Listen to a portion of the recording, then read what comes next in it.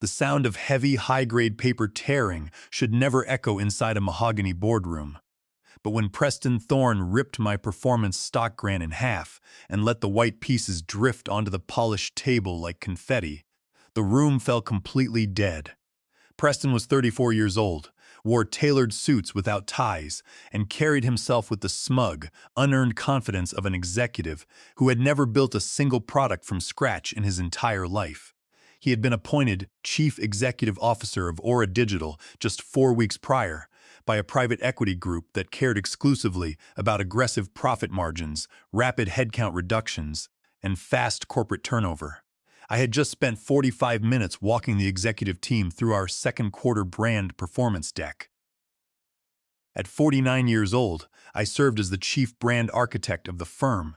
I had brought hard quantitative data to the presentation, not vague corporate fluff. App Store customer ratings were up by 34%, user retention sat at an all-time high across all age groups, and our 30-day user engagement campaign had gained massive organic traction across major digital platforms. The custom visual design identity I had meticulously constructed over 5 grueling years was so distinctive and recognizable that copycat technology firms in Singapore and London were already attempting to replicate our interface. I was mid-sentence, pointing to a slide that demonstrated a 97% correlation between our proprietary user experience flow and long-term paid subscription renewals. When Preston leaned back in his ergonomic leather chair, he laced his fingers behind his head, smirked with cool condescension, and cut me off mid-thought. He said that all my presentation slides were very poetic and artistic, but he wanted to know where the actual financial value lived. He claimed he was looking for tangible balance sheet assets, not decorative adjectives. Before I could answer his patronizing question, Preston reached into his leather folder and pulled out my performance equity agreement. It was an agreement negotiated across 3 rigorous annual reviews, representing 4% equity in the enterprise that I had earned through blood, sweat, and 90-hour work weeks when the company operated out of a cramped garage. Preston held the legal document up between his index fingers, grinned at the assembled board members, and declared that brand architecture was purely ornamental. He stated that in his new era of lean corporate operations, soft skills like visual identity and user experience tone would no longer be rewarded with real corporate equity. Then came the sharp, unmistakable sound of tearing paper. He ripped the heavy document straight down the middle, folded the 2 halves together, and ripped it in half again, letting the shredded pieces flutter down onto the mahogany conference table. My throat went dry, and my heart hammered against my ribs for a fraction of a second. But I did not blink. I did not raise my voice, and I did not allow my hands to tremble. At 49 years old, I had survived 3 tech industry recessions, 2 hostile corporate buyouts, and more executive politics than Preston Thorne could comprehend. I looked directly into his eyes, observed his satisfied smirk, and calmly stated that I understood his position completely. I did not slam my laptop shut or make a scene. I slowly closed my leather notebook, placed my fountain pen inside my breast pocket, stood up, and buttoned my charcoal jacket. The board members, mostly senior venture capital partners who evaluated human beings the exact same way they evaluated line items on an expense report, sat in awkward silence. Grant Miller, our head of product, stared blankly down at his polished shoes. I gathered my leather binder, turned on my heel, and walked calmly toward the heavy glass doors of the boardroom. My leather soles clicked firmly against the hardwood floor. As I made my way down the central hallway, I passed the open-plan desk area. Young engineers and junior designers were pretending to type, their eyes darting nervously toward me. They knew exactly what had just transpired inside the boardroom. News travels with terrifying speed in an open-office corporate environment. Near the elevator bank, Nora Finch intercepted me. Nora was a mid-level human resources manager who habitually wore bright, patterned skirts and treated employee dismissals like routine filing paperwork. She held a digital tablet tight against her chest and offered a tight, artificial smile. She told me that the company had accepted my voluntary resignation and that my offboarding process would begin immediately. She requested that I surrender my security badge and return all company hardware before 5 o'clock that evening. I stopped and looked at her with quiet composure. I told her flatly that I had not resigned. Nora blinked, her smile faltering for a second, before she stammered that Preston had informed Human Resources that I was departing voluntarily due to creative misalignment. She insisted that the internal automated system had already processed my formal termination. I did not bother arguing with Nora. Arguing with Human Resources at a failing enterprise is a complete waste of human breath. I stepped past her into the waiting elevator, pressed the button for the underground parking garage, and watched the heavy brush metal doors slide shut on her flustered face. Down in the parking garage, I sat inside my sedan for 10 full minutes. I did not curse out loud. I did not strike the steering wheel. I simply stared out through the windshield at the gray concrete wall, letting the deep quiet wash over me. I thought back to 2019, when Aura Digital was just 5 engineers crammed into a converted yoga studio that smelled of dry erase markers and cheap takeout food. I remembered pulling dozens of consecutive all-nighters, writing 600 unique micro-copy prompts by hand, designing every icon pixel by pixel, and building a cohesive brand system from absolute zero. I recalled how I had personally conducted over 50 focus group interviews with early beta users to refine the exact typography hierarchy, testing how different color shades influenced user trust and emotional calm. Every button radius, every animation transition, and every subtle sound effect had been crafted with surgical intent. It was not mere aesthetic decoration. It was the psychological bridge that connected millions of active users to the software every single morning. Most of all, I thought about the specific legal agreement I had drafted during those early startup days. Back in 2019, the startup had zero legal budget and no retained corporate counsel. Preston Thorne was still an entry-level analyst at a junior hedge fund back then. The original founders had asked me to draft my own consultant contract using industry templates because the firm could not afford outside legal fees. I had hired a veteran intellectual property attorney out of my own personal savings for $500 to review and refine the document. My attorney had inserted a very specific, watertight legal provision into that contract. Clause 14, titled Derivative Identity Assets.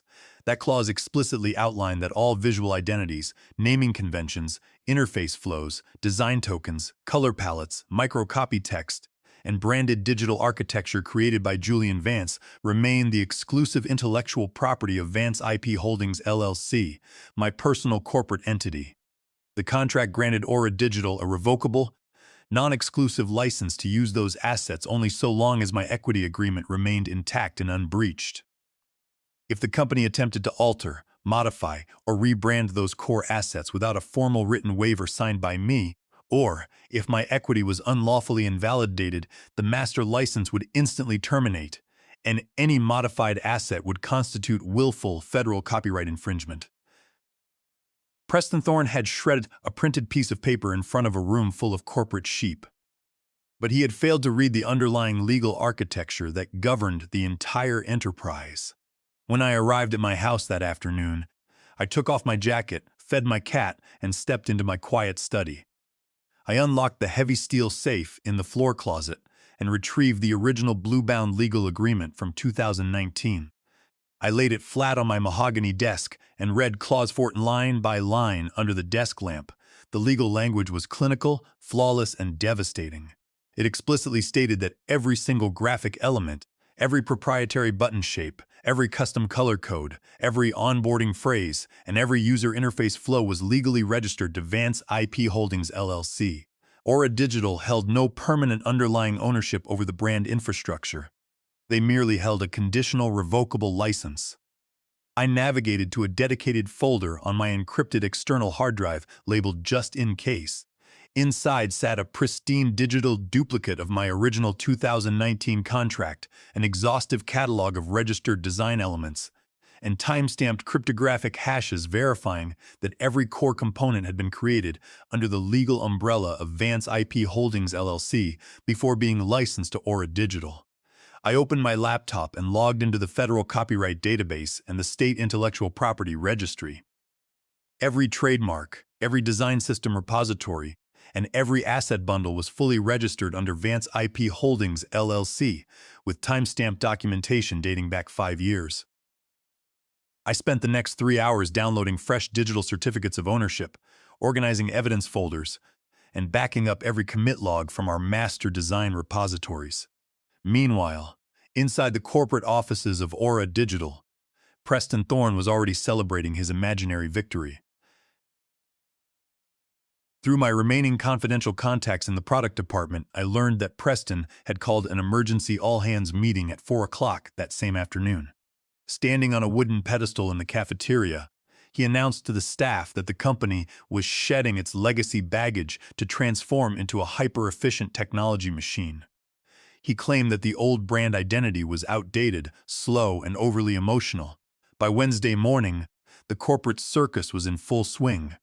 Preston hired an outside design agency out of Austin called Verve Studio. Verve Studio was a trendy, high-priced agency known for churning out sterile, soulless corporate templates. They charged $80,000 a week to slap bright pastel gradients and generic typography onto existing software products. Preston ordered Verve Studio to execute a complete rebrand within 7 days. He wanted the product names changed, the visual assets overhauled, and the entire user interface altered so he could showcase a brand new company image to the board of directors before the upcoming quarterly investor call. Around noon on Wednesday, I received a private text message from Sienna Ellis, a junior UX designer who worked under my former team. She sent me a grainy photo of a whiteboard in the main executive conference room. Written across the top in thick red marker were the words, "Emergency Rebrand Sprint, all hands required." Below it were bullet points detailing Preston's demands: simplify interface, eliminate soft emotional language, strip out custom illustrations, and replace everything with flat modern geometric shapes. Sienna added a short text below the photo asking if I had kept backup files of our old design tokens, or if I knew the exact vector specs for our core navigation icons. She mentioned that Verve Studio was struggling to remap the application's underlying visual architecture without breaking the front-end code. I read her text message, felt a brief wave of sympathy for her difficult situation, but typed a polite reply, stating that all my proprietary files had been removed from company servers upon my departure, and that I no longer had access to internal systems. I advised her to follow management's directives. Preston Thorne believed that brand identity was like a cheap coat of paint on a house. He thought you could scrape off the top layer, slap on a new coat of blue latex, and keep the structure standing. He did not understand that in modern software, the brand identity is the building. The microcopy, the visual cues, the navigational flow, and the design tokens are deeply woven into the codebase itself. They dictate how the databases interact with the user interface, how push notifications are triggered, and how third-party platforms authenticate the software's authority. Every time Verve Studio changed a color code, altered a button shape, or renamed a core feature like our flagship Moments module into a generic tool called Journeys, they were creating an unauthorized derivative work. And under Clause 14, creating a derivative work without a valid written license from Vance IP Holdings, LLC was a direct, actionable violation of federal copyright law. I did not hire an attorney immediately. I did not send a formal cease and desist letter. Doing so would have given Preston time to pause, consult corporate legal counsel, and attempt to patch the legal hole before the product launched. Instead, I waited patiently. I updated my personal IP registry records, notarized a fresh affidavit of non-waiver, and watched the trap set itself. I logged into the public developer dashboards out of curious interest. The master application bundles on both major mobile app distribution platforms were still registered under my personal developer authority, Vance IP Holdings, LLC. Preston Thorne had never audited the developer console settings. Executives like Preston do not look at technical distribution settings. They look at slide decks, revenue projections, and executive headshots. Inside Aura Digital, the internal situation was quickly deteriorating into chaos. Verve Studio's contractors were clashing with our in-house engineering team. The engineers warned Preston that replacing the core visual identity without refactoring the underlying front-end code would break the asset compilation pipeline. Preston dismissed their concerns as technical laziness. He told them to work through the weekend, threatening to fire anyone who delayed the launch date. Senior software engineers started quietly updating their professional profiles online. The design team was panicked, making sloppy edits and overriding system warnings just to meet Preston's arbitrary deadlines. The entire enterprise was building a skyscraper on a foundation of loose sand and pure hubris. And from the quiet comfort of my home office, I simply sat back, took a sip of dark roast coffee, and let them build. By Friday evening, Verve Studio and the exhausted internal engineering team pushed the hasty rebrand live to production servers. The update rolled out across major mobile application platforms over the weekend. The result was an immediate, unmitigated disaster for the company. On Monday morning, the public backlash erupted across social media. Users woke up to find their sleek, intuitive software replaced by an ugly, sterile interface that looked like a budget spreadsheet from the late 90s. The signature warm tones and clear microcopy were gone, replaced by harsh neon gradients and generic corporate text.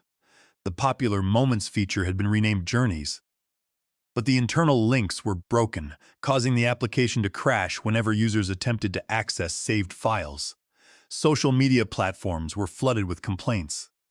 Dedicated power users who had supported Aura Digital for 5 years began posting scathing reviews on online store pages. Tech forums featured thread after thread mocking the new design. One top-voted comment on a major tech forum read, "Whoever designed this new update clearly hates human beings."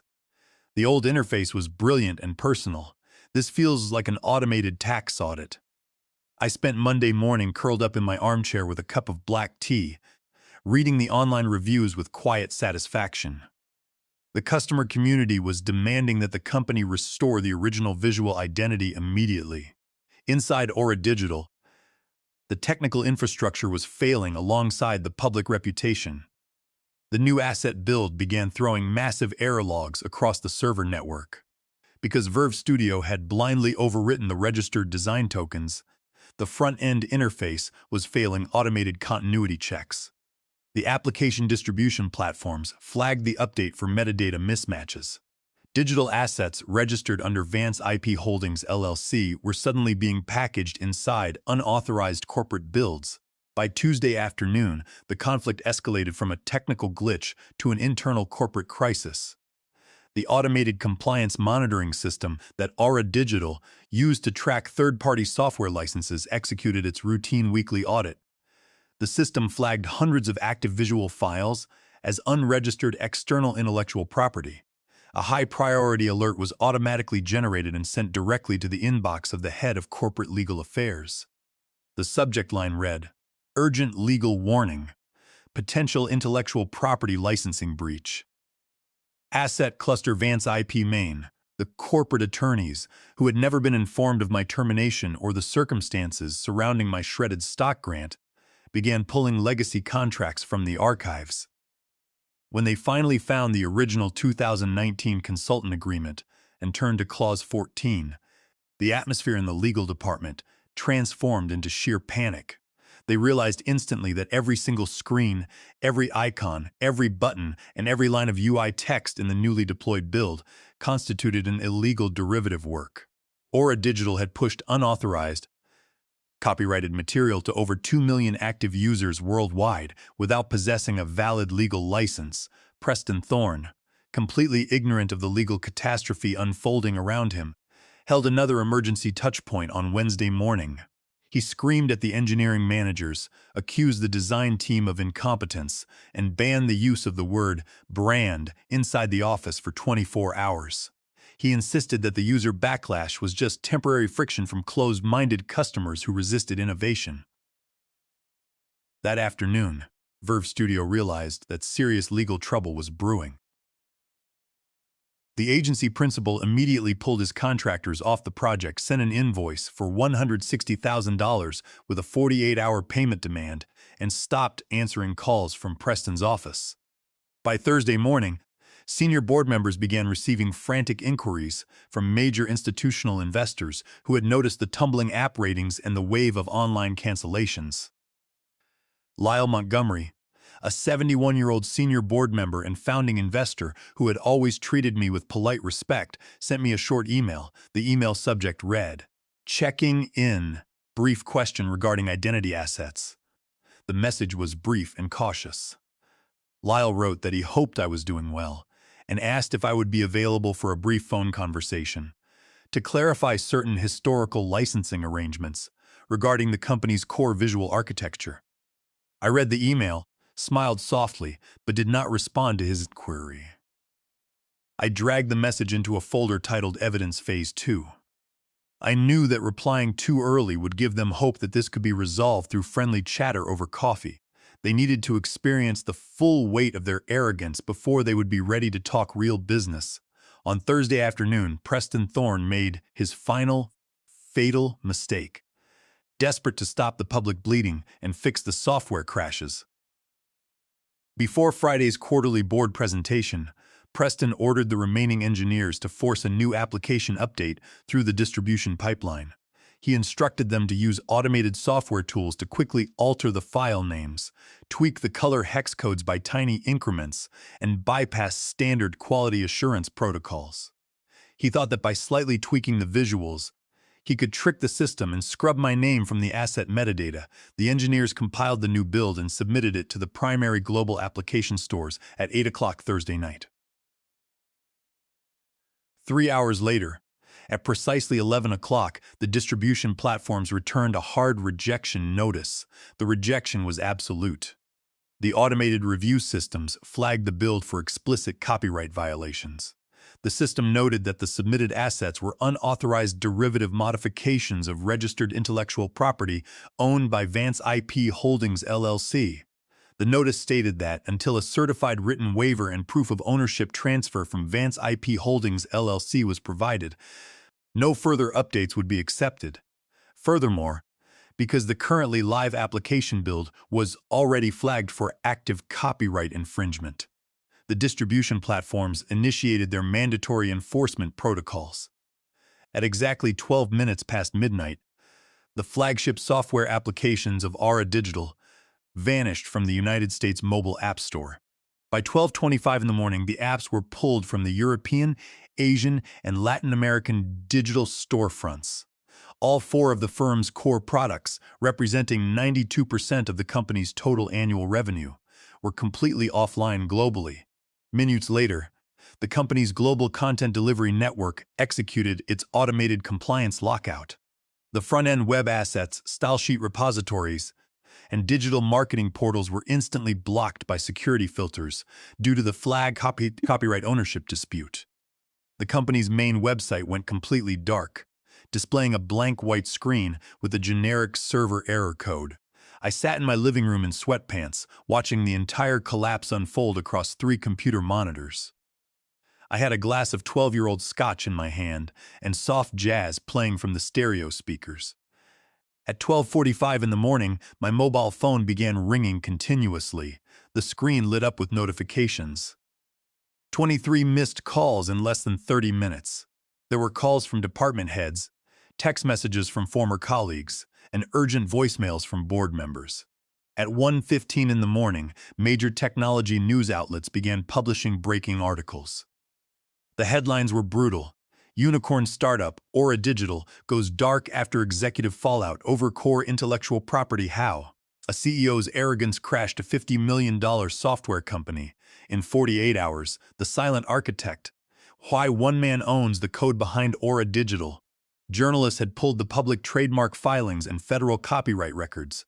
My name and Vance IP Holdings LLC were listed in bold print across every article. I had not spoken to a single reporter, nor had I leaked a single internal document.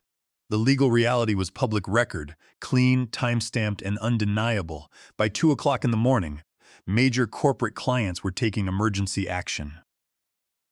2 enterprise clients who represented $12 million in recurring annual contracts sent formal notices suspending their agreements, citing severe compliance risks and operational failure. Venture capital partners began scrubbing references to Aura Digital from their online portfolios. Inside the corporate headquarters, Preston Thorne was reportedly screaming at his legal counsel in a deserted office, demanding that they file an emergency injunction against me for sabotage. But the attorneys flatly told him there was no viable legal basis. I had not hacked their servers. I had not deleted a single file. I had simply walked out after he shredded my contract, leaving a binding 2019 agreement to enforce itself. I finished my scotch, closed my laptop, turned off my phone, and went to bed. I slept peacefully for 8 full hours, knowing that the invoice had finally matured. I woke up at 8 o'clock on Friday morning, made a fresh pot of French press coffee, and turned on my phone. The phone immediately buzzed with over 40 new text messages and 19 new voicemails. Among them was a 3-minute voicemail left at 2:30 in the morning by Lyle Montgomery, the senior board member. His voice was entirely stripped of its usual corporate authority. He sounded tired, broken, and deeply anxious. He said that the board was now fully aware of the licensing structure, outlined in Clause 14. He admitted that severe mistakes had been made by executive management. He ended the message with a direct plea. "Julian, please call me back immediately. Name your terms. Just tell us what it takes to resolve this situation." That was the exact moment I had been waiting to witness. Power in business does not come from screaming or throwing tantrums. It comes from positioning yourself so that your silence costs the other party millions of dollars an hour. I sat down at my desk, opened a clean document template, and drafted a formal legal proposal titled Master Intellectual Property Transfer and Settlement Agreement, Vance IP Holdings LLC. I drafted 5 uncompromising, non-negotiable clauses. Clause 1. Aura Digital shall pay a lump sum intellectual property licensing fee of $7,500,000 to Vance IP Holdings LLC for the full buyback and permanent assignment of all identity assets. Clause 2. The company shall execute an immediate, irrevocable payout representing the full vested value of my shredded 4% equity grant, calculated at the peak pre-crash valuation, totaling $3,200,000. Clause 3. Chief Executive Officer Preston Thorne shall be terminated immediately for cause by the Board of Directors, with a public statement issued citing gross executive failure and breach of fiduciary duty. Clause 4. All non-compete clauses, non-disclosure restrictions, and future claims against Julian Vance shall be rendered permanently null and void. Clause 5. This offer shall expire in exactly 48 hours from transmission, after which all identity asset licenses shall be permanently revoked without possibility of renewal. I attached the signed legal document to an email addressed to Lyle Montgomery and the entire board of directors. The body of the email contained only 5 words. For your immediate review. At 9:30 Friday morning, the board of directors convened an emergency session. The internal Slack channels at Aura Digital were practically exploding with panic and speculation.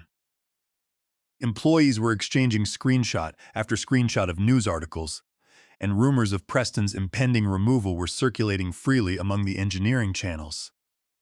The board session lasted less than 45 minutes.